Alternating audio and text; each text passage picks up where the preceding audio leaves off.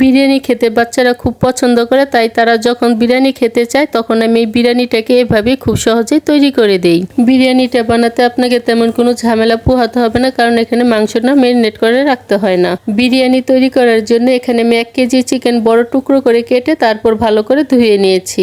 বিরিয়ানি রান্নার জন্য আমি আগে কিছুটা পেঁয়াজ বেরেস্তা করে নিয়েছি, তারপরে যে তেলটা রয়েছে সেই তেলটা এখানে আমি রেখে দিয়েছি। এবার এই বেরেস্তার তেলে আধা কাপ পেঁয়াজ কুচি দিয়ে পেঁয়াজটাকে আমি 1 মিনিটের জন্য ভেজে নিচ্ছি। পেঁয়াজ কিছুটা নরম হলে এবার এর মধ্যে দিয়ে দিচ্ছি ছোট এলাচ, বড় এলাচ, তেজপাতা, দারুচিনি, স্টার অনিয়ন, লবঙ্গ আর কিছু গোলমরিচ দিয়ে মশলাগুলোকে কিছুক্ষণের জন্য ভেজে নিচ্ছি। এখানে পেঁয়াজটাকে লাল করে ভেজে নেওয়ার দরকার নেই। মশলা থেকে যখন সুন্দর একটা ফ্লেভার বের হতে শুরু করবে, এবার এর মধ্যে দিয়ে দিচ্ছি হলুদের গুঁড়ো আর লাল মরিচের গুঁড়ো দিয়ে মশলাটাকে ভালো করে মিশিয়ে 1 মিনিটের জন্য কষিয়ে নিচ্ছি।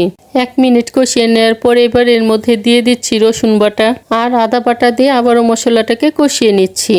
মশলা থেকে কাঁচা গন্ধটা চলে যাওয়ার পর এবার এর মধ্যে দিয়ে দিচ্ছি আধা কাপ টমেটো কুচি আর স্বাদ মতো লবণ দিয়ে টমেটোগুলো গলে যাওয়া পর্যন্ত আবারও কষিয়ে নিচ্ছি। টমেটোগুলো গলে মশলা থেকে তেল ছাড়তে শুরু করেছে। এবার এর মধ্যে দিয়ে দিচ্ছি জয়ত্রী, ফেটিয়ে নেওয়া আধা কাপ টক দই আর 2 টেবিল চামচ বিরিয়ানির মশলা দিয়ে মশলাটাকে আবারও খুব ভালো করে কষিয়ে নিচ্ছি। মশলাটাকে ভালো করে কষিয়ে নেওয়ার পর এবার ধুয়ে রাখা চিকেনটা মশলার সাথে দিয়ে খুব ভালো করে মিশিয়ে নিচ্ছি।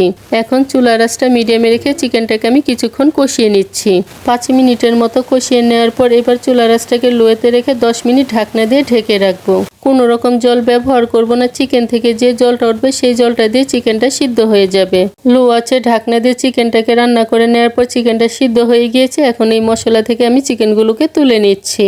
চিকেনগুলো তুলে নেওয়া হয়ে গিয়েছে। এবার আগে থেকে রান্না করে নেওয়া ভাত এর মধ্যে দিয়ে দিচ্ছি। বিরিয়ানির জন্য ভাতটাকে আমি আগেই রান্না করে রেখেছিলাম।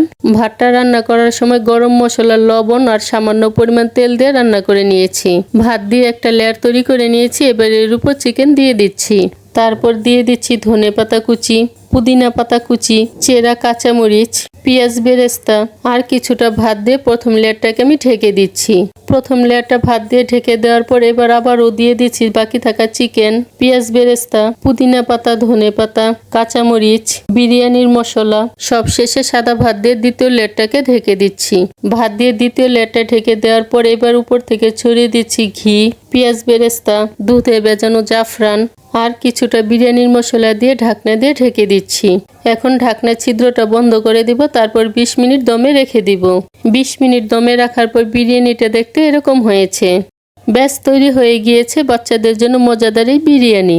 আজকের এই বিরিয়ানির রেসিপিটা যদি ভালো লেগে থাকে তাহলে আমার চ্যানেলটিকে সাবস্ক্রাইব করে পাশে থাকা বেল আইকনে প্রেস করতে ভুলবেন না। আজকের মতো এখানে বিদায় নিচ্ছি। দেখা হচ্ছে পরবর্তী নতুন কোনো রেসিপিতে।